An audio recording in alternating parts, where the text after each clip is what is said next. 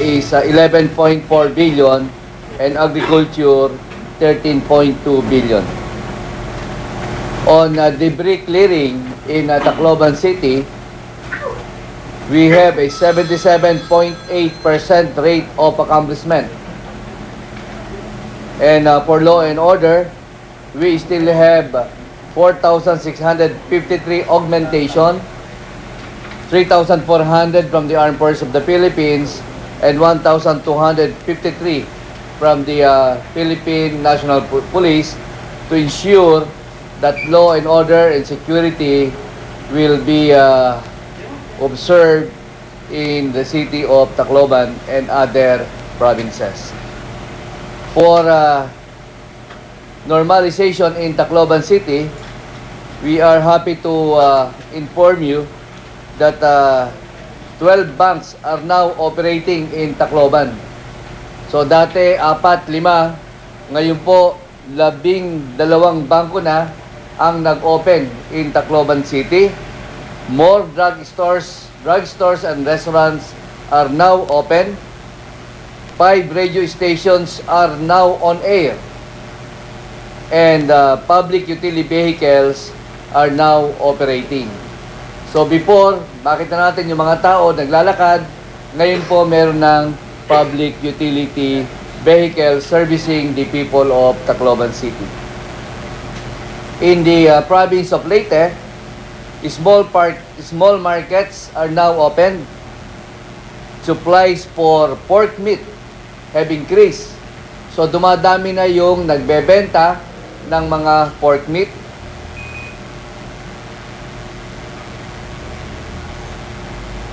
And the provincial government is planning to invest in agriculture to help people and become less dependent in relief operations.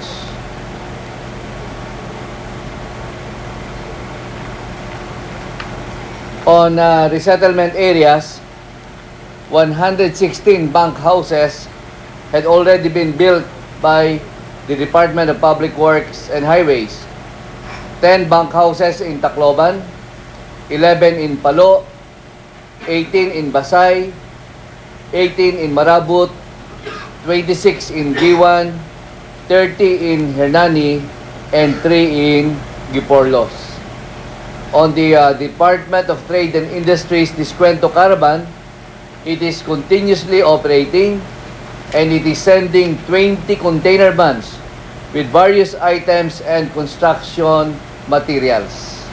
And this will continue to operate until the situation has completely normalized in Region 8. So yan po ang kabuuan ng ating update sa araw na ito, and I'm now ready for questions and answers.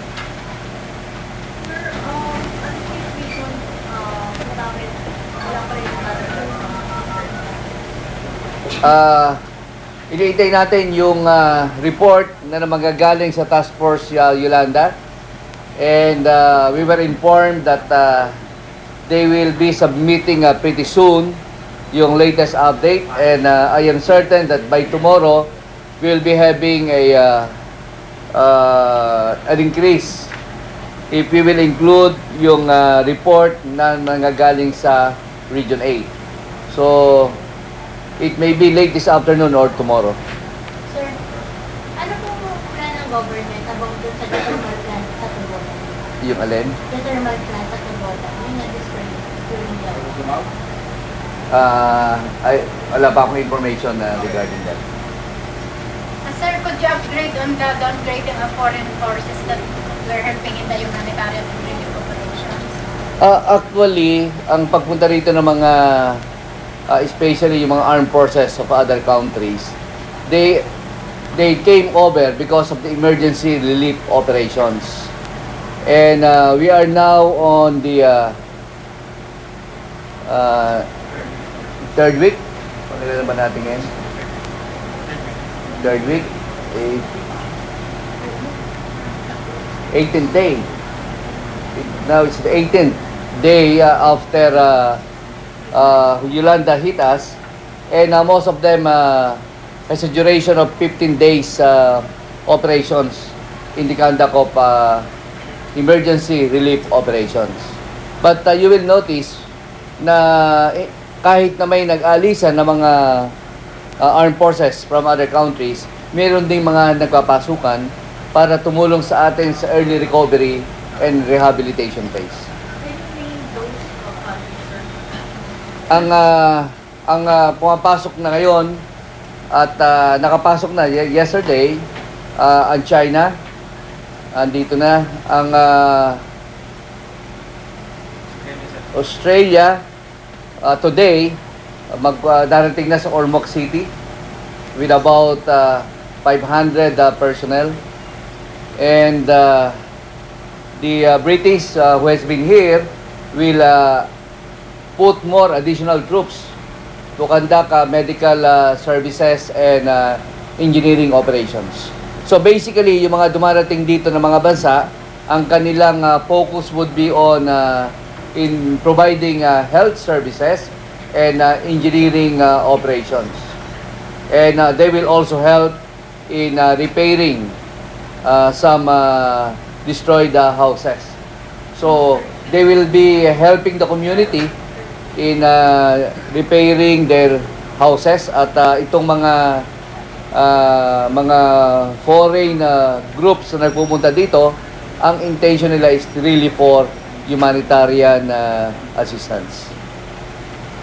How much are they needed? How much of the relief effort is still at a critical phase? To what point will that drop off? Is it already starting? The relief operations will continue as it is needed, and relief operations, early recovery, and rehabilitation efforts will interlock. Wala tayong very distinct line kung kailan mag-i-stop ang relief operation o kailan mag-start ang early recovery. Meron tayong ongoing relief operations, meron tayong ongoing early recovery and rehabilitation efforts.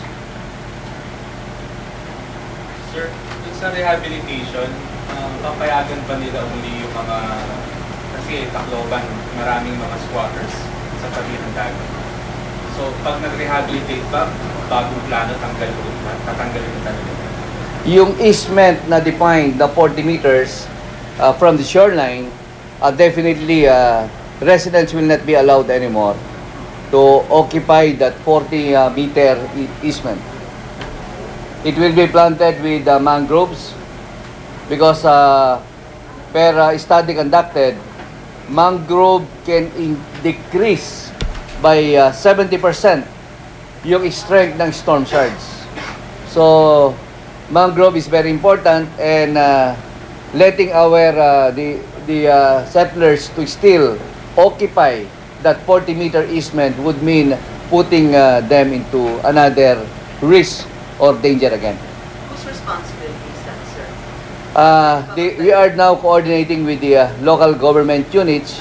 The national government and the local government units are now coordinating so that this will be enforced. And we really have to make direct coordination with the LGUs because they must be partners in the implementation of this easement of 40 meters.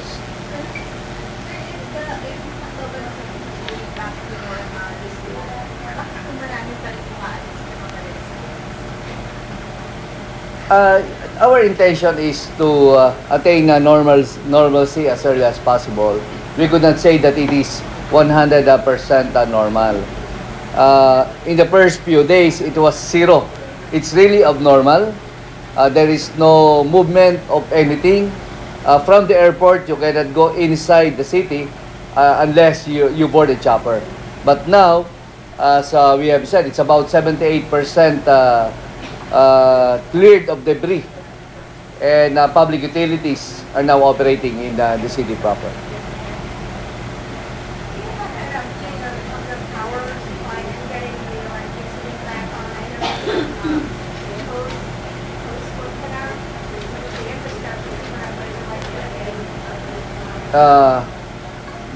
Substantial number of electric poles were destroyed, and per report by the Department of Energy, about 2,400 were already put up, replacing destroyed electric poles.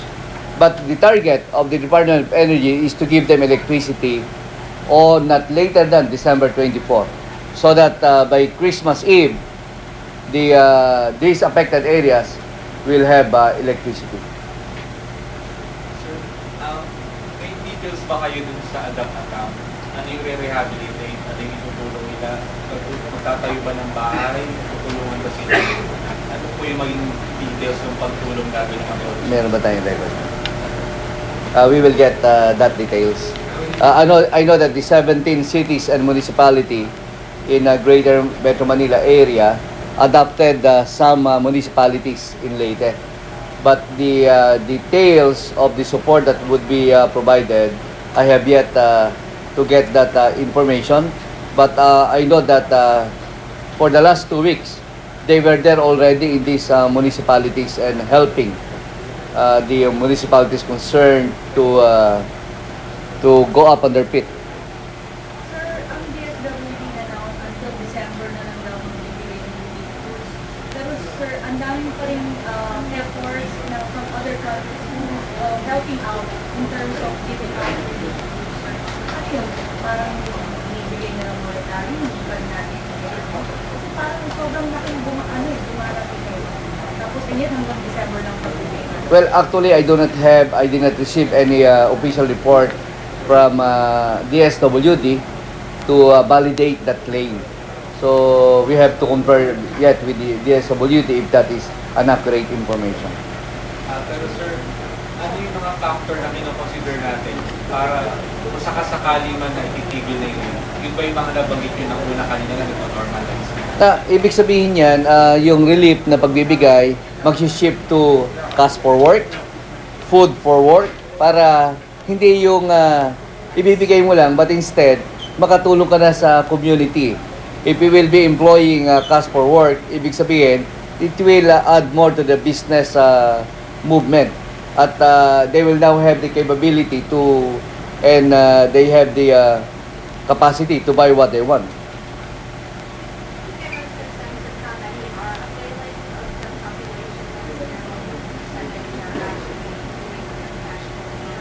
We don't have that figure yet. We don't have that figure yet. In some areas, they are now conducting cash for work, and even the United Nations Development Program is also helping in debris clearing. They are applying this cash for work already in debris clearing operations. Sir, kung gano'n na ba yung assessment natin sa cost of damage? This is still initial cause of damage. We don't have the complete report yet coming from all departments. So, lalaki pa po. That is a possibility. Sir, naipalabas na ba ng Malacanang yung requested budget for aviation fuel para sa fuel services? Hindi gumagana fuel. I'll check on that. I don't have any information. Yes, sir, yung rehabilitation, siyempre government is focusing on that. But then again, there are many other aid groups, private, non-government organizations, but also bringing aid in terms of rehabilitation and reconstruction. How are you synchronizing all these to ensure na you will work together and saka you address the same concern? Okay, this is how it works. Ano? The substantial amount in dollars that we have been receiving are all pledges. And these countries have yet to see the rehabilitation plan of the national government so that we will avoid duplication. So the amount is pending. We have to present our rehabilitation plan, and from that plan, they will now input their corresponding assistance. Yung mga private groups may have also have their own plans of helping communities to bring. Well, there is no problem with that, and that is actually encouraged. If there are private groups who are now helping out, there is no problem with the government. The more groups that can, individual groups, small groups who would like to go there and assist, that is very much encouraged. But we are talking about long-range rehabilitation plan that will take 2 to 5 years. We are not talking about short-term investment, but long-range rehabilitation plan. That at the end of the day, what will happen in these areas is that we can say na our objective of having... Ang inyo pong napapanood ay ang press briefing ng National Disaster Risk Reduction and Management Council o NDRRMC. Ayon kay Yusek Eduardo del Rosario, Executive Director ng NDRRMC, umabot na sa 13.2 billion pesos ang pinsala sa agrikultura dahil sa pananalasa ng Bagyong Yolanda. Gayunman, marami ng establishmento nagbabalik operasyon. Kabilang na rito ang 12 bangko sa Tacloban, mga drugstore, restaurants at 5 radio station. May mga public utility vehicles na ring nagseserbisyo sa mga residente sa city proper ng Tacloban. Sa kabila nito, patuloy ang pagdating ng mga foreign groups na magbibigay ng humanitarian assistance sa mga nasalanta. Sa ngayon, nagpapatuloy din ang relief operation, rehabilitation at early recovery efforts ng gobyerno. Hindi pa raw normal sa ngayon ang sitwasyon sa Tacloban, pero 70% na ng debris ang natanggal sa isinagawang clearing operations. Pero aminado ang NDRRMC na ilang buwan pa ang bibilangin bago bumalik sa dati ang pamumuhay ng mga nasalanta ng bagyo. Bago magpasko, maibabalik na raw ang supply ng kuryente sa mga apektadong lugar. May ilang lugar na rin nagpapatupad ng Cash for Work program para magkaroon ng pagkakakitaan ang mga nasalanta ng bagyo. Areas